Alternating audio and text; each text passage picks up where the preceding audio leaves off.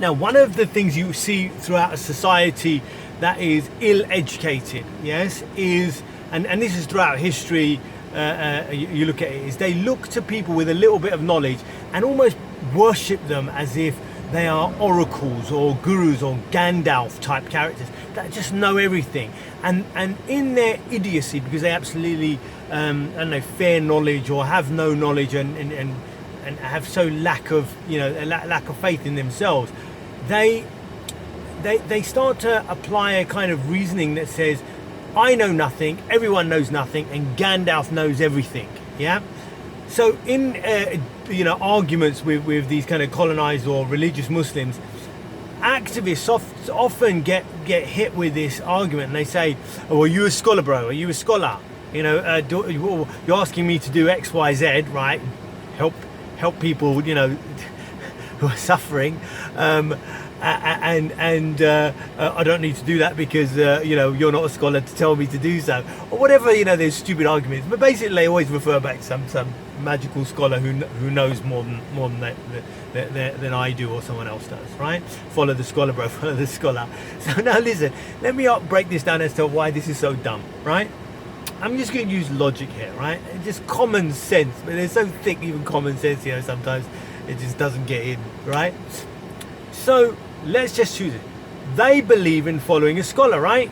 Okay, so let's just go with them, right? So they believe in following a scholar. And the reason why they say you got to follow a scholar is because scholars have studied for years and years and years and years. And we haven't, the average lay guy, what would we know? And they clearly know everything. So we have no position to argue with them. That's the basic crux of, I don't know, what I'm going to call scholar worshippers. So, all right, if that's true, which scholar should I follow? I want you to concentrate on this, right? Should I follow the scholar in Saudi Arabia who says that women shouldn't drive? Or now say women can drive, right? So let's say I'll follow that scholar. Now, as soon as I say that, then they're going to go, oh, no, bruv, that don't follow that scholar. Well, how, if you are not intelligent enough to challenge a scholar, right? Because you don't know enough, which is your argument, and they've studied for years and years, which is your argument. I'm just following your argument. How are you now able to discern that scholar is wrong? Because you clearly don't agree with this guy, but you're telling me that I've got no right to disagree with scholars, but you're clearly disagreeing with a scholar by saying that that's not a scholar that I should follow. How would you know? Are you a scholar, bro? Have you studied for 50 years about women driving? No.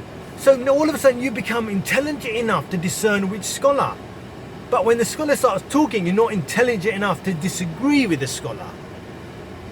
But in fact, you are disagreeing, because when that guy says don't drive, now you're saying, well, that doesn't make sense, I don't agree with it. Why? Because I thought you were telling me that I couldn't disagree with the scholar because I wasn't intelligent enough, I hadn't studied Islam enough, I'm not a scholar. But here you clearly are saying that. So then, all right, let's choose another scholar. What about, I don't know, Nutty Omar Bakri? Oh, again, no, let's not follow him. All right, why not? Oh, no, he's nuts, he's not really a scholar. So all of a sudden, who's defining who a scholar is? Because someone thinks that nutcase is a scholar, but you clearly don't. But who says the rubber stamp? No, that one is and that one isn't. Who's the guy?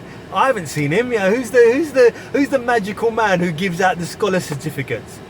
Someone believes he's a scholar, someone else doesn't. Again, you as a layman is now in a position to decide again. All of a sudden you're intelligent enough to decide that guy is and that guy isn't. Even though you're not a scholar, and even though that guy's clearly studied more than you, and even though you're in the same position as me, as someone who is a layman and a non-scholar.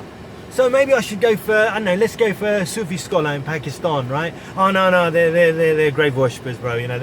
So again,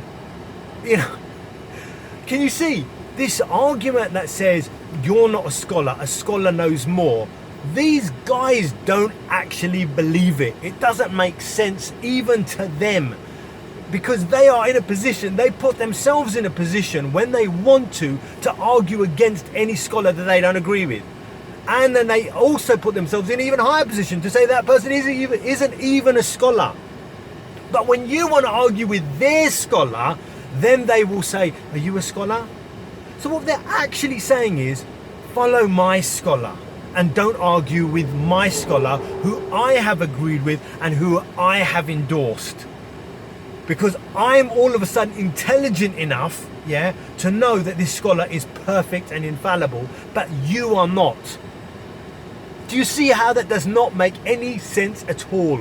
And therefore this follow the scholar knows best, actually makes no sense at all. The only thing that does make sense is a rational human being that Allah created to use his or her mind to discern what is right and wrong, and to try to articulate and understand why a person, even a scholar, has made a decision, and then have the ability, because God has given us an ability by giving us this thing in our skulls, to disagree and agree based on a rational argument. What matters is the argument, not the Gandalf type figure that you worship who puts forward an argument. He can be wrong. It's not him that's magical. It's an argument that is solid or unsolid.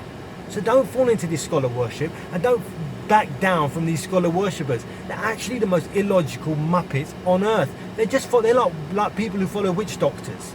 Yeah? Simple as. Maybe you disagree, I'd like to hear your counter. Thanks, Assalamu alaikum.